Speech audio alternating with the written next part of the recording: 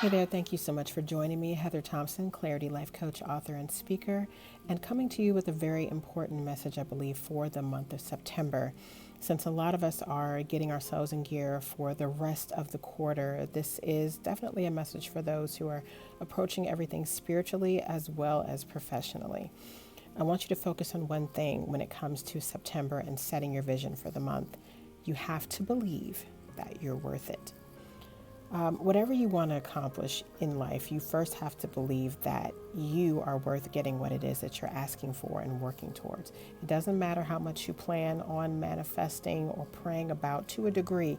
What matters, before you do anything, is your belief behind it. What is it that you believe about yourself? And what do you believe is possible? Here's a thought that came to me as I was thinking about speaking on this particular topic. Some of us have not grown past the last experience that broke our hearts. Whether that's a parent walking out on our family when we were a child, losing a job that we loved during the economic recession about 10 or so years ago, a marriage that ended before it really seemed like it was going to begin, or a long-term relationship ending before it could go where you wanted it to go. Some of us are here physically, but emotionally or even spiritually, we're stuck months, perhaps years behind. Part of that is because we live in a picture-ready age where even our supposed raw thoughts and feelings are filtered.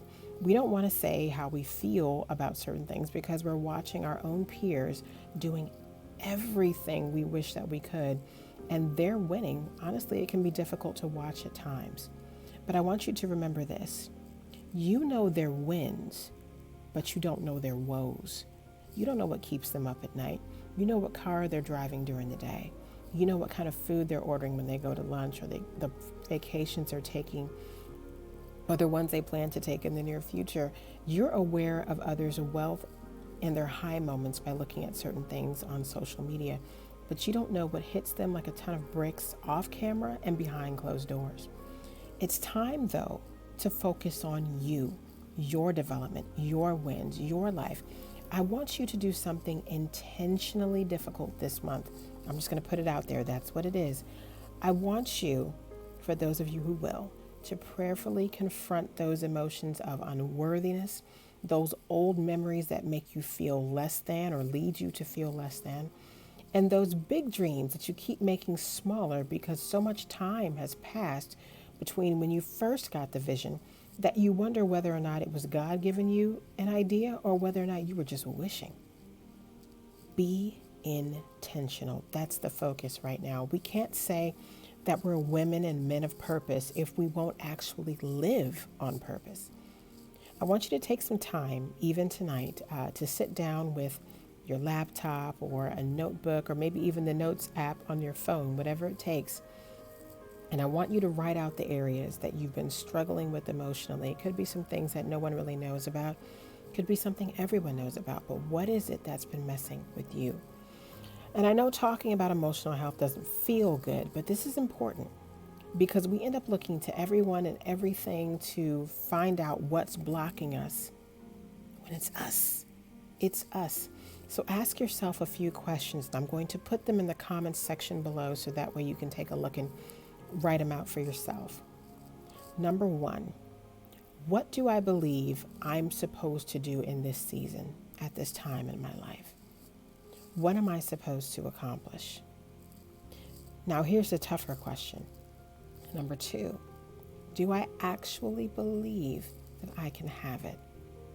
Do I actually believe that I can have it? And you need to write these out as I'm saying them in the first person.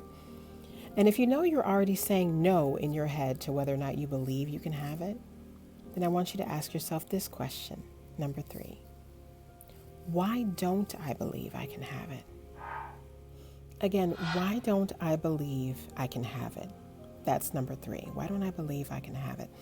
And number four, who can I share all of this with that will help me believe for a better outcome?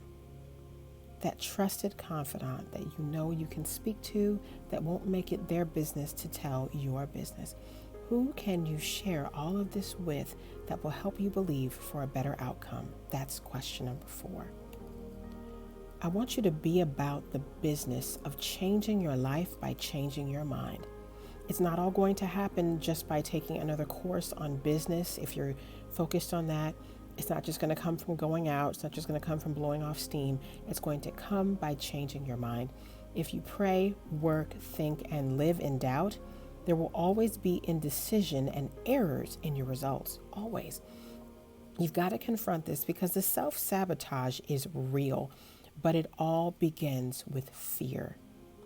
Too many no's in life and bad news will have you running for the hills. But the point is, God designed you to stand on those hills in victory. And once you get up there to look out and see what your next assignment is supposed to be, it's not supposed to be that you stay stuck season after season trying to climb the same hills. So this month, be intentional. Climb the hill. Ask yourself the difficult questions to find out what's been holding you back, what's been keeping you from achieving the greatness that you know has already been placed down inside of you and is out there for the taking. What is it that you need to do? Do the work to find out what's within you so that you can get the emotional baggage off of you. And I'm going to continue to talk about this on my Instagram channel, and I want you to follow me if you haven't. I'll have that information below in the comments again, as well as the questions that you can ask yourself. And I thank you for joining me again, Heather Thompson, and I will be back with more information for you on next Wednesday. And by the time you see this broadcast, it'll likely be the following Thursday. Thank you so much for your time. And as I always say, if you feel you're not having a great day, make it one. It is within your power to do so. God bless, take care, and I'll see you soon.